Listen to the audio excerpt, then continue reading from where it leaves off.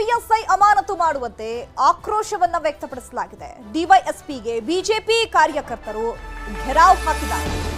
ಬೆಳಗಾವಿಯ ಕಿತ್ತೂರಿನ ಕೂಲಿಕಟ್ಟಿಯಲ್ಲಿ ಘೆರಾವ್ ಹಾಕಲಾಗಿದೆ.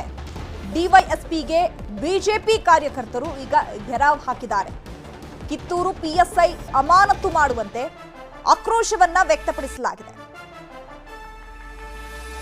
ಕೂಲಿಕಟ್ಟಿ ಪಿಕೆಪಿಎಸ್ ಸಭೆಯಲ್ಲಿ ಕಾಂಗ್ರೆಸ್ಸಿಗರಿಗೆ ಬೆಂಬಲವನ್ನ ಸೂಚಿಸಲಾಗಿದೆ.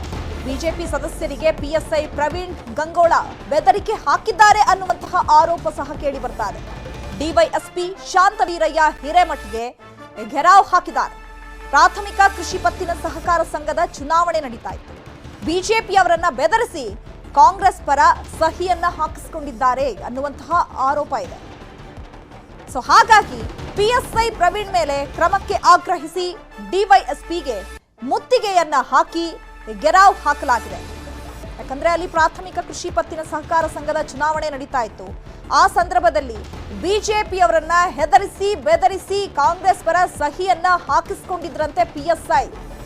ಸೊ ಹಾಗಾಗಿ ಪಿಎಸ್ಐ ಪ್ರವೀಣ್ ಮೇಲೆ ಕ್ರಮಕ್ಕೆ ಆಗ್ರಹಿಸಿ ಡಿವೈಎಸ್ಪಿಗೆ ಮುತ್ತಿಗೆಯನ್ನ ಹಾಕಲಾಗಿದೆ. ಕಿತ್ತೂರು ಪಿಎಸ್ಐ ಅಮಾನತು ಮಾಡಬೇಕು ಅಂತ ಹೇಳಿ ಆಕ್ರೋಶವನ್ನ ವ್ಯಕ್ತಪಡಿಸಿದ್ದಾರೆ ಬಿಜೆಪಿ ಕಾರ್ಯಕರ್ತರು. ಬೆಳಗಾವಿಯ ಕಿತ್ತೂರಿನ ಹೂಲಿಕಟ್ಟಿಯಲ್ಲಿ ಘೆರಾವ್ ಹಾಕಲಾಗಿದೆ. ಹೂಲಿಕಟ್ಟಿ ಪಿಕೆಪಿಎಸ್ ಸಭೆಯಲ್ಲಿ ಕಾಂಗ್ರೆಸ್ಸಿಗರಿಗೆ ಬೆಂಬಲವನ್ನ ಕೊಡಲಾಗಿದೆ. ಬಟ್ ಬಿಜೆಪಿಯವರಿಗೆ ಇಲ್ಲಿ ಹೆದರಿಸಿದ್ದಾರೆ, ಬೆದರಿಸಿದ್ದಾರೆ.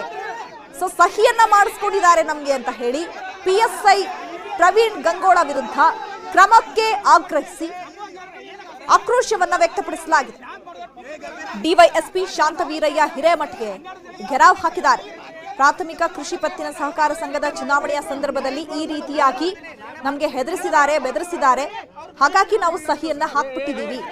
ಹಾಗಾಗಿ ನೀವು ಈತನನ್ನ ಅಮಾನತು ಮಾಡಬೇಕು ಅಂತ ಹೇಳಿ ಬಿಜೆಪಿ ಕಾರ್ಯಕರ್ತರು ಆಕ್ರೋಶವನ್ನ ವ್ಯಕ್ತಪಡಿಸ್ತಾ ಇದ್ದಾರೆ.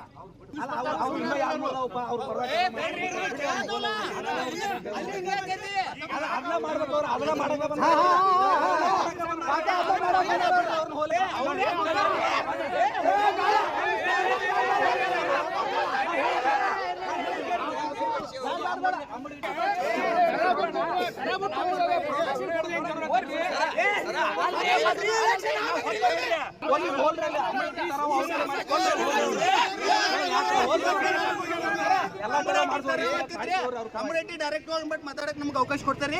ನಮ್ ಡೈರೆಕ್ಟ್ ಹೋಗ್ಬಿಟ್ಟು ಯಾಕೆ ಮಾತಾಡ್ತಾರೆ? ಪರ್ಸನಲ್ ಆಗಿ ರೂಮ್ನಾಗ ಕರ್ಕೊಂಡು ಹೋಗಿ ಮಾತಾಡ್ತಾರೆ. ಜಗಳ ಅಲ್ರಿ.